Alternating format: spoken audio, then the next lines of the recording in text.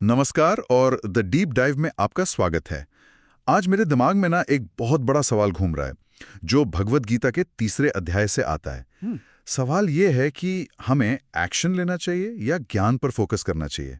मतलब एक तरफ हमें सिखाया जाता है कि शांत रहो, डिटैच्ड रहो, माइंडफुल रहो, लेकिन दूसरी तरफ दुनिया हमसे एक्शन, रिजल्ट्स, परफॉर्मेंस मांगती है। ये एक बहुत बड़ा कॉन्ट्रडिक्शन लगता है। बिल्कुल। तो आज हम इसी गुत्थी को सुलझाने की कोशिश करेंगे। हमारे पास गीता के तीसरे अध्याय कर्मयोग पर कई स्रोत हैं। श्लोकों का सीधा अनुवाद है, विकिपीडिया और रेडिट जैसी जगहों से मॉडर्न इंटरप्रिटेशंस हैं और कुछ बेहतरीन हिंदी विश्लेषण भी हैं। हमारा मिशन साफ है, ये समझना कि कर्मयोग का असली मतलब क्या है और क्या ये आज की भागदौड़ भरी जिंदगी में वाकई प्रैक्टिकल है। और हम इसकी शुरुआत अर्जुन के उसी सवाल से करेंगे जो शायद हम सबका सवाल है। अगर ज्ञान कर्म से बेहतर है तो फिर आप मुझे इस मुश्किल काम में, इस लड़ाई में क्यों धकेल रहे हैं? ये सवाल आज भी उतना ही रेलेवेंट है। तो चलिए इस गुत्थी को परत दर परत खोलते हैं। कृष्ण का पहला जवाब ही बड़ा चौंकाने वाला है। वो ये नहीं कहते कि हाँ ज्ञान बेहतर है, तुम बैठ जाओ। वो कहते हैं कि कोई भी इंसान एक पल के लिए भी बिना काम किए रह ही नहीं सकता। हमारी प्रकृति, हमारा नेचर ही हमें एक्शन लेने पर मजबूर करता है। बिल्कुल, ये गीता का एक फाउंडेशनल ट्रूथ है। एक्शन से भागने का कोई ऑप्शन ही नहीं है। जब हम सोचते हैं कि हम कुछ नहीं कर रहे हैं, तब भी हम सांस ले रहे हैं, सोच रहे हैं, हमारा दिल धड़क रहा है, मन तो लगातार चल रहा है। तो सवाल ये नहीं है कि एक्शन लें या न लें, क्योंकि एक्शन तो होगा ही। एग्जैक्टली। असली सवाल है एक्शन कैसे लें, और यहीं से कर्मयोग का पूरा कॉन्सेप्ट शुरू होता है। और इसी बात पर गीता एक बहुत तीखा ऑब्जर्वेशन देती है। उन लोगों को मिथ्याचारी या कह लें कि पाखंडी कहा गया है, जो बाहर से तो बड़ा दिखाते हैं कि उन्होंने सब कुछ त्याग दिया है, अपनी इंद्रियों को कंट्रोल कर लिया है, लेकिन मन ही मन उन्हीं चीजों के बारे में सोचे जा रहे हैं। ये तो सीधे सीधे आज के fake it till you make it culture पर एक हमला है। आप इसे ऐसा कह सकती हैं। गीता कह रही है कि अगर मन में लड्डू फूट रहे हैं और बाहर से आप मेडिटेशन का नाटक कर रहे हैं, तो आप किसी और को नहीं, सिर्फ खुद को धोखा दे रहे हैं। गीता के लिए बाहरी एक्शन से कहीं ज्यादा जरूरी आपकी आंतरिक मनोदशा, आपका इंटरनल स्टेट है। सिर्फ काम छोड़ देना त्याग नहीं है। असली त्याग इच्छाओं का है, आसक्ति का है। ठीक है, तो अगर एक्शन लेना कंपलसरी है और सिर्फ बाहरी तौर पर एक्शन छोड़ना पाखंड है, तो रास्ता क्या है? यहीं पर कर्मयोग का आइडिया आता है। लेकिन मुझे ये बताइए, क्या फल की चिंता किए बिना काम करना प्रैक्टिकली पॉसिबल है? मेरा अप्रेजल, मेरा बोनस, मेरी प्रमोशन, सब कुछ तो मेरे काम के फल पर ही डिपेंडेंट है। क्या गीता हमें रियलिटी को इग्नोर करने के लिए कह रही है? ये एक ब्रिलियंट सवाल है और ज्यादातर लोग कर्मयोग को यहीं गलत समझते हैं। गीता रियलिटी को इग्नोर करने के लिए नहीं कह रही। वो फल को पूरी तरह से नकारने की बात नहीं कर रही, बल्कि फल की चिंता से, उस एंग्जाइटी से मुक्त होने की बात कर रही है। गीता यहाँ एक रेडिकल आइडिया दे रही है। वो कह रही है कि आपका जो 9 to 5 जॉब है या घर का काम, वो भी एक पूजा हो सकता है। पूजा कैसे? शर्त बस इतनी है कि आप उसे मैं अपने लिए, अपने फायदे के लिए कर रहा हूं की भावना से हटाकर, ये मेरा योगदान है, ये मेरी भेंट है की भावना से करें। सडनली आपकी बोरिंग ट्यूसडे मीटिंग भी एक तरह की वर्शिप बन जाती है।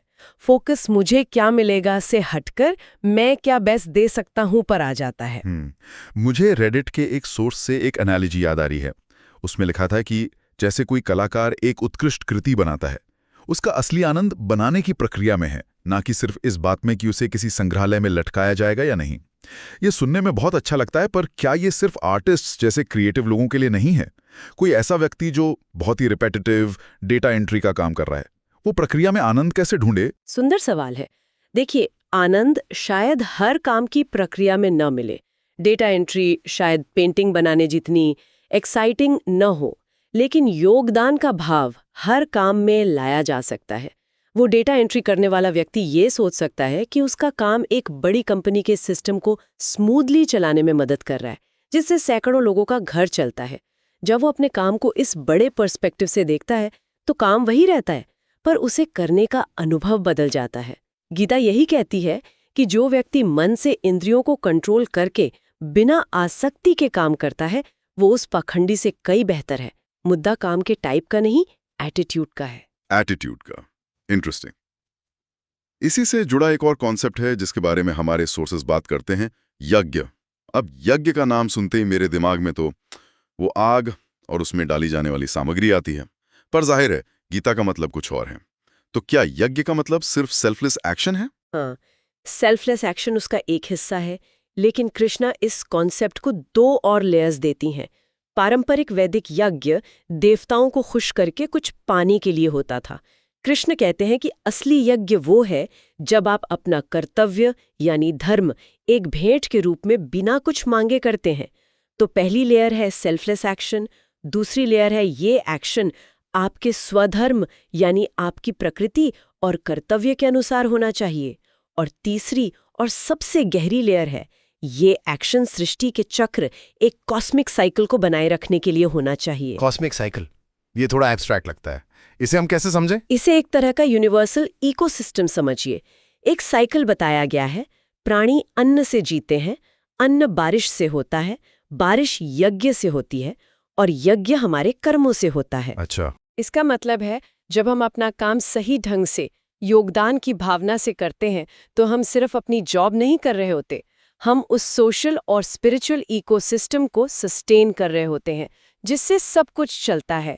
जैसे हम रिसाइकल करके पर्यावरण में योगदान देते, वैसे ही अपने कर्तव्यों को सही ढंग से करके हम इस ब्रह्मांडीय व्यवस्था को बनाए रखते हैं। और गीता कहती है जो इस साइकिल में अपना हिस्सा नहीं डालता वो व्यर्थ ही जीता है। वाओ, ये तो रोजमर्रा के काम को एक बहुत बड़ा मतलब दे देता है। लेकिन इससे एक और सवाल खड़ा होता है, उन लोगों का क्या जो आत्मज्ञानी हो चुके हैं, जिन्होंने खुद को जान लिया है, जिनकी कोई पर्सनल इच्छा बची ही नहीं है, क्या उन्हें भी इस साइकिल में पार्टिसिपेट करने की जरूरत है? क्या वो बस चिल नहीं कर सकते? टेक्निकली उनके लिए कोई निर्धारित कर्तव्य नहीं होता है। गीता यही कहती है कि जो आत्मा में ही खुश है, जो आत्मसंतुष्ट है, उसके लिए कुछ भी पाना या खोना बाकी नहीं रहता। तो फिर लेकिन फिर भी वे कर्म करते रहते हैं और इसका कारण है लोक संग्रह, यानी समाज के सामने एक सही उदाहरण रखना। मतलब दूसरों के लिए? बिल्कुल। कृष्ण कहते हैं कि महान पुरुष जो भी करते हैं आम लोग उन्हें फॉलो करते हैं। अगर एक ज्ञानी व्यक्ति यह कहकर काम करना छोड़ दे कि मुझे अब इसकी जरूरत नहीं, तो अज्ञानी लोग जो भी उस स्टेट पर नहीं पहुंचे वो भी कंफ्यूज हो जाएंगे। वो भी समय से पहले अपने कर्तव्य छोड़ देंगे, जिससे समाज में क्योस फैल जाएगा। इसलिए ज्ञानी पुरुष समाज की भलाई के लिए एक स्टैंडर्ड सेट करने के लिए काम करते हैं। हमारे एक सोर्स में राजा जनक का उदाहरण दिया गया है। वो एक महान ज्ञानी राजा थे, पर उन्होंने कभी अपना राजकाज नहीं छोड़ा। लेकिन एक बात सोचिए, जनक एक राजा थे एक अलग युग में। आज के जमाने में कोई सीईओ या पॉलिटिशियन जो हर तरफ से प्रेशर, करप्शन और कंपटीशन से घिरा है, वो राजा जनक कैसे बन सकता है? क्या ये आइडियल आज भी प्रैक्टिकल है? ये बहुत वैलिड पॉइंट है। शायद हूबहू राजा जनक बनना संभव न हो, लेकिन उनके पीछे का जो सिद्धांत है वो आज भी उतना ही रेलेवेंट है। सिद्धांत ये है कि आप अपने पद की शक्ति का उपयोग वैयक्तिक लाभ के लिए नहीं, बल्कि उस सिस्टम की भलाई के लिए करें जिसके आप मुखिया हैं। एक सीईओ जो सिर्फ अपने बोनस के बारे में नहीं, बल्कि अपने हजारों एम्प्लॉइज, कस्टमर्स और एनवायरनमेंट के बारे में सोचकर फैसले लेता है, वो जनक के सिद्धांत को जी रहा है। ये मुश्किल है पर असंभव नहीं। ये लीडरशिप का उच्चतम आदर्श है। ये सब समझने के बाद मुझे अर्जुन की ओरिजिनल कंफ्यूजन और भी ज्यादा फील हो रही है। इस सारी चर्चा के बाद भी एक सवाल तो बना रहता है जो अर्जुन ने अध्याय के अंत में पूछा। इंसान ना चाहते हुए भी गलत काम क्यों करता है? ऐसा लगता है जैसे कोई उसे जबरदस्ती उस तरफ धकेल रहा हो। और ये सिर्फ अर्जुन का नहीं, हम सबका सवाल है। मुझे पता है कि मुझे गुस्सा नहीं करना चाहिए, फिर भी मैं करता हूं। मुझे पता है कि मुझे जंक फूड नहीं खाना चाहिए, फिर भी मैं खाता हूं। क्यों? ये इस अध्याय का और शायद पूरी गीता का सबसे साइकोलॉजिकल हिस्सा है। कृष्ण इसका एक बहुत स्पष्ट जवाब देती हैं। वो कहती हैं, ये काम है। काम का मतलब सिर्फ लस्ट नहीं, बल्कि कोई भी अनकंट्रोल्ड तीव्र इच्छा, एन इंटेंस अनरेगुलेटेड डिजायर। ये रजोगुण से पैदा होती है और जब ये पूरी नहीं होती तो क्रोध में बदल जाती है। कृष्णा इसे हमारा सबसे बड़ा दुश्मन कहते हैं, एक ऐसा दुश्मन जो सब कुछ निगल जाता है। सोर्सेज में इसकी ताकत को समझाने के लिए जो मेटाफर्स इस्तेमाल हुए हैं वे बहुत पावरफुल हैं। जैसे धुआं आग को ढक लेता है या धूल शीशे को, वैसे ही ये काम हमारे ज्ञान को, हमारे विवेक को ढक देता है। ये तो हमारे ऑपरेटिंग सिस्टम पर एक वायरस की तरह है जो हमारी क्लियर थिंकिंग को करप्ट कर देता है। बिल्कुल। और गीता ये भी बताती है कि ये वायरस रहता कहाँ है। हमारी इंद्रियों यानी सेंसेस में, हमारे मन में और हमारी बुद्धि यानी इंटेलेक्ट में। ये हमारे ही सिस्टम के अंदर बैठकर उसे हाईजैक कर लेता है। अब आपका अगला सवाल यही होगा कि अगर इसने हमारे मन और बुद्धि पर ही कब्जा कर लिया है तो हम इससे लड़ें कैसे? एग्जैक्टली। अगर इसने मेरे सोचने समझने की शक्ति को ही कॉम्प्रोमाइज कर दिया है तो मैं उसी कॉम्प्रोमाइज्ड बुद्धि से इसे कैसे हरा सकता हूं? ये तो ऐसा हुआ जैसे किसी कैदी से जेल की रखवाली करने को कहा जाए। मुस्कुराते हुए गीता इसका एक बहुत सिस्टमैटिक सॉल्यूशन देती है, एक काउंटर अटैक प्लान। कृष्ण हमारे अंदर की एक इंटरनल हायरार्की, एक पावर स्ट्रक्चर के बारे में बताते हैं। इसे समझना बहुत जरूरी है। सबसे बेस लेवल पर है हमारा शरीर, उससे सुपीरियर है हमारी इंद्रियां, सेंसेस। इंद्रियों से सुपीरियर है हमारा मन, मन से भी सुपीरियर है हमारी बुद्धि, हमारा इंटेलेक्ट। और जो बुद्धि से भी परे है, जो सबसे ऊपर है, वो है हमारी आत्मा, द सेल्फ। ओके, तो ये एक हायरार्की है। हाँ, और समाधान इसी हायरार्की में छिपा है।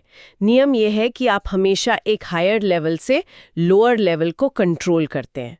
आपका जो सवाल था कि कॉम्प्रोमाइज बुद्धि कैसे लड़ेगी, उसका जवाब है बुद्धि अकेले नहीं लड़ेगी। आपको बुद्धि से भी हायर पावर को एक्सेस करना होगा, जो कि आत्मा है। कृष्ण कहते हैं, आत्मा की शक्ति से अपनी बुद्धि को स्थिर करो और फिर उस स्थिर मजबूत बुद्धि से अपने मन पर काबू पाओ और नियंत्रित मन से अपनी इंद्रियों को वश में करो।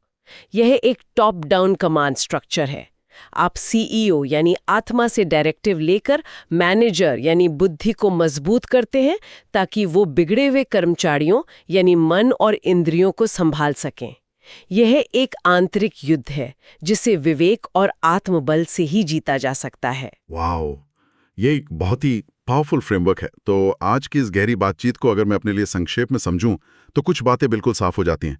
पहली, एक्शन से भागना कोई ऑप्शन नहीं है, लाइफ इज एक्शन। सही है। दूसरी, असली खेल क्या कर रहे हैं उसका नहीं है, बल्कि कैसे और क्यों कर रहे हैं उसका है। फोकस को फल की चिंता से हटाकर अपने बेस्ट कंट्रीब्यूशन पर लाना ही कर्मयोग है।